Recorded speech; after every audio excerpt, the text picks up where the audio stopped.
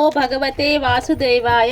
కార్తీక పురాణం 9వ అధ్యాయం. ఈ కథ విన్న వారికి సకల శుభాలు చేకూరుతాయని మన పరిపూర్ణ విశ్వాసంతో శ్రద్ధగా ఆలకింపుడు. 9వ రోజు పారాయణం. యమదూతల ప్రశ్నలకు చిరునవ్వు ముఖాన కలవారు అయిన విష్ణుదూతలు ఇలా చెప్పసాగారు. ఓ యమదూతలారా, మేము విష్ణుదూతలం. మీ ప్రభువు మీకు విధించిన ధర్మం ఏమిటి? పాపాత్ములు ఎవరు, పుణ్యాత్ములు ఎవరు, యమదండమునకు అర్హులైన వారు ఎవరు? ఇవన్నీ మాకు వివరంగా చెప్పండి. విష్ణుదూతల ప్రశ్నలకు యమదూతలు ఇలా సమాధానం ఇవ్వసాగారు.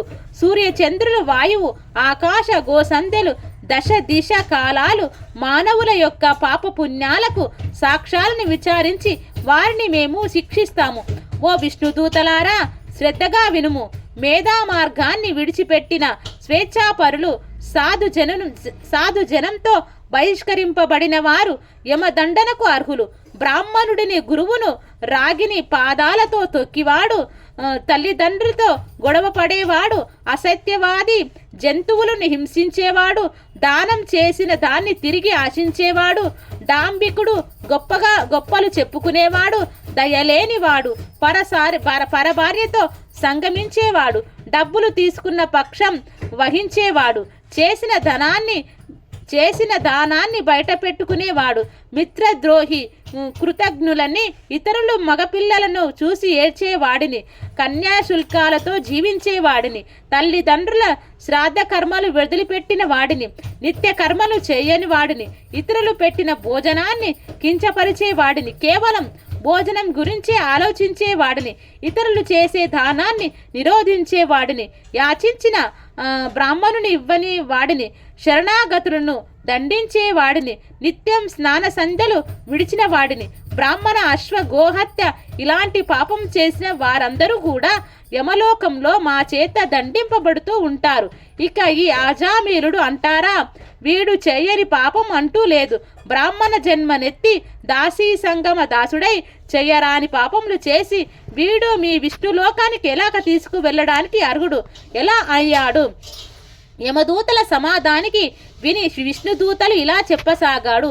ఓ యమదూతలారా, ఉత్తమలోక అర్హత కావలసిన పుణ్యాల గురించి మేము చెప్పేది కూడా వినండి.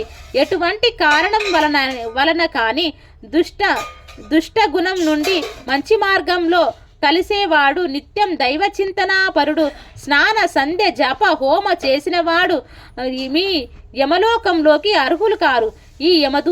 ఓ యమదూతలారా, అసూయ లేని వారై జపాగ్నిహోత్ర నిర్వాహకులై సర్వకర్మలను బ్రహ్మార్పణం చేసేవారు, జలాన్ని గోదాతలు, వృషోత్సరణ కర్తల యమలోకాన్ని పొందడానికి అనర్హులు. విద్యాదాత గురువులు, పరోపకార శీరులు, హరి పూజ ప్రియులు, హరినామ జపం చేసేవారు, వివాహ ఉపనయనాలకు చేయించుకునేవారు, అనాథ ప్రేత సంస్కారకర్త వీళ్ళు ఎవరు ఈ యమదూతలకు అర్హులు కారు. నిత్యం సాలగ్రామాన్ని అర్చించి ఆ తీర్థాన్ని తీసుకునేవాడు, తులసీమాలను ధరించేవాడు, గృహ ప్రాంగణంలో తులసిని పెట్టేవాడు, భగవతాన్ని పఠించేవాడు, పూజించేవాడు, వినేవాడు, సూర్యుడు మేష తుల మకర సంక్రాంతుల్లో ఉండగా ప్రాతస్నానం ఆచరించేవాడు, వీళ్ళెవ్వరూ కూడా ఈ యమలోకానికి అనర్హులు. తెలిసి గాని తెలియక గాని హరినామ సంకీర్తనం చేసేవాళ్ళు పాప విముక్తులవుతారు. ఓ యమదూతలారా, ఇన్ని మాటలు ఎందుకు? ఎవడైతే మరణకాలంలో హరినామ స్మరణం చేస్తున్నాడో వాడు విష్ణులోకానికి వస్తాడు. ఈ విధంగా సాగుతున్న విష్ణుదూతల సంవాదం అంతా విన్న ఆజామీరుడిలోని జీవుడు తన శరీరం దాసి సాంగత్యం వంటి పాపాలను తలుచుకుని దుఃఖిస్తున్న జీవుడు స్పృహలోకి వచ్చి ఆశ్చర్యం చెందాడు. ఇది ఏమి ఆశ్చర్యం? నా నల్లని కత్తులను ధరించిన యమదూతలు ఏమైపోయారు? నేనీ వైకుంఠంలో ఎలా ఉండగలిగాను? పూర్వజన్మ పుణ్యం కాకపోతే నా నాలుక పైన హరినామం ఎలా వచ్చింది?